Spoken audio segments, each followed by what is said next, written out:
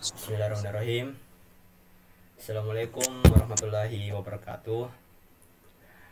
Perkenalkan, kami dari kelompok 10 dari mata kuliah Machine Learning ingin mempresentasikan hasil dari kerja kami mengenai metode algoritma. Adapun untuk anggota kelompoknya itu, yang pertama Aldrin Ardin, saya sendiri, ada Fauzan Amin Taufik, Bintang Awalia Aksanita Queen, Arvina Safani Agustin, Muhammad Jihad S. Dolemo, dan terakhir Eri Setiawang. Oke, lanjut. Untuk pembahasannya itu terdapat 3 algoritma. Yang pertama Kamins, Support Vector Machine atau SVM, dan terakhir itu ada Hierarchical Clustering. Oke, masuk untuk Kamins. Untuk kekurangan dan kelebihannya akan dijelaskan oleh saya sendiri. Jadi kelebihannya itu mudah dilakukan saat pengimplementasian dan dijalankan. Terus waktu yang dibutuhkan untuk melakukan pembelajarannya itu relatif lebih cepat. Terus selanjutnya sangat fleksibel dan adaptasi mudah untuk dilakukan. Terus sangat umum penggunaannya dan menggunakan prinsip yang sederhana dan dapat dijelaskan dalam non-statistik. Adapun untuk kekurangannya sendiri, yang pertama, sebelum algoritma dijalankan, ketika diinisialisasikan secara random, sehingga pengelompokan data yang didapatkan bisa berbeda-beda. Namun, apabila nilai yang diperoleh acak untuk penginisialisasi kurang baik, maka pengelompokan yang didapatkan menjadi tidak optimal. Terus kekurangan yang terakhir, apabila terjebak dalam kasus yang biasanya disebut dengan curse of dimensionality.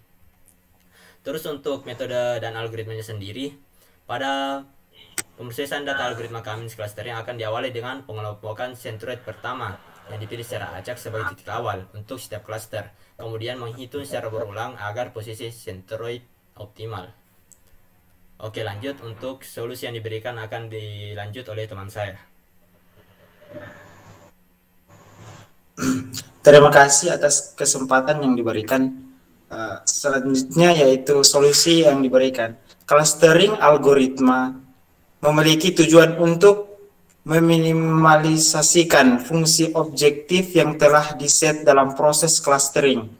Tujuan tersebut dilakukan dengan cara meminimalkan variasi data yang ada dalam cluster dan memaksimalkan variasi data yang ada di cluster lainnya.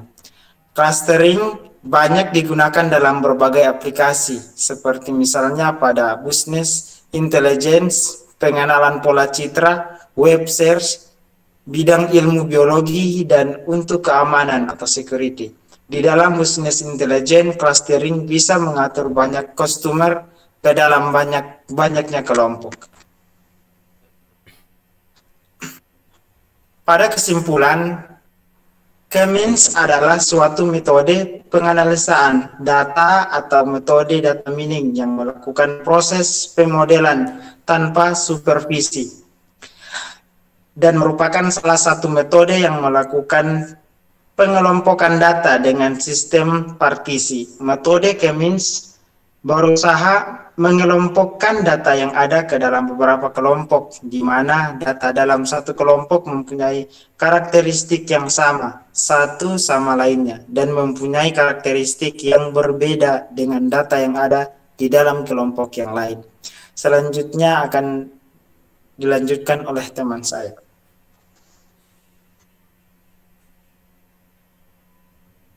Baiklah, saya akan menjelaskan super vector machine, kelebihan dan kekurangannya. Yang pertama, kelebihannya itu efektif pada dataset dengan margin pemisahan kelas yang jelas.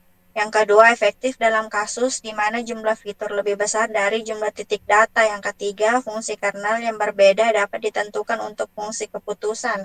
Yang keempat, SVM dapat menemukan hubungan kompleks antara data tanpa kita perlu melakukan banyak transformasi sendiri. Kekurangannya yaitu SVM tidak berfungsi dengan baik pada dataset yang besar karena waktu pelatihan yang dibutuhkan lebih tinggi, dan SVM tidak secara langsung memberikan perkiraan probabilitas itu menggunakan validasi silang yang membutuhkan computation cost yang lebih tinggi, dan kita perlu memahami fungsi kernel.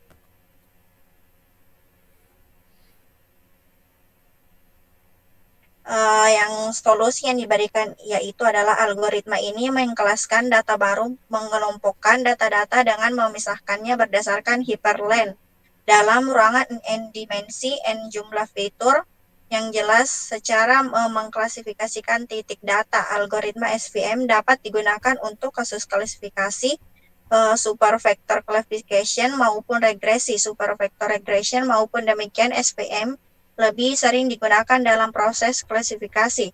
SVM memiliki pendekatan yang unik jika dibandingkan dengan algoritma supervised learning lainnya.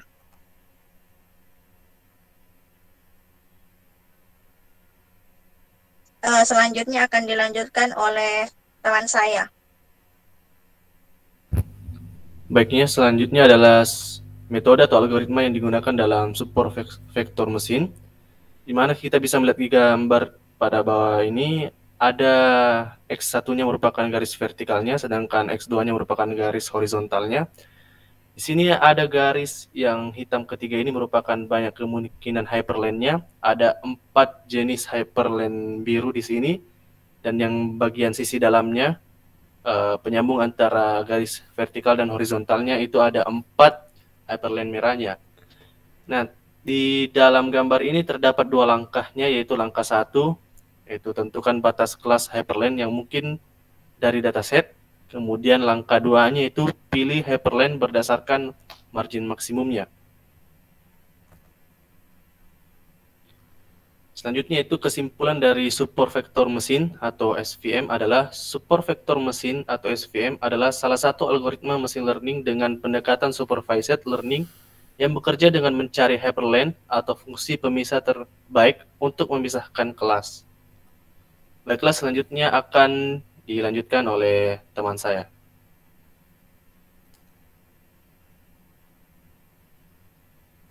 Selanjutnya yaitu hierarchical clustering. Kelebihan mampu menggambarkan kedekatan antar data dengan dendrogram.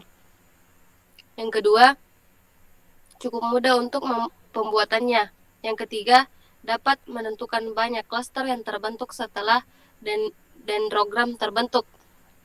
Adapun kekurangannya yaitu tidak dapat menganalisis data kategorik secara langsung atau terhambat pada penghitungan jarak yang hanya bisa dilakukan untuk data numerik, sehingga data kategori perlu diproses terlebih dahulu. Yang kedua, tidak diperuntukkan untuk menghasilkan jumlah klaster optimal yang mutlak, atau jumlah klaster dapat berubah-ubah tergantung level pemotongan dendrogram. Yang ketiga, sensitif terhadap data yang memiliki skala berbeda, sehingga data perlu dinormalisasi atau standarisasi terlebih dahulu. Yang keempat, sensitif terhadap outlier. Yang kelima, cukup berat komputasinya untuk data berukuran besar.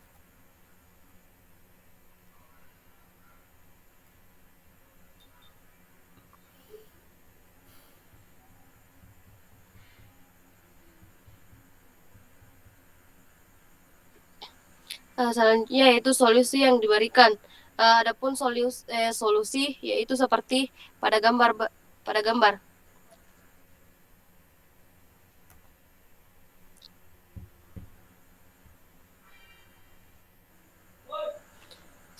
Selanjutnya akan dilanjutkan oleh teman saya.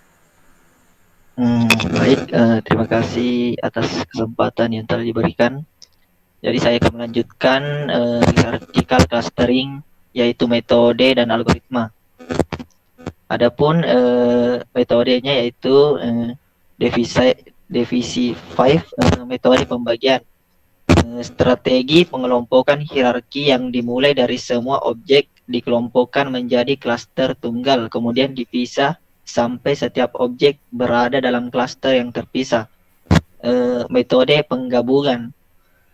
Strategi pengelompokan hierarki yang dimulai dengan setiap objek dalam satu klaster yang terpisah kemudian membentuk klaster yang semakin membesar.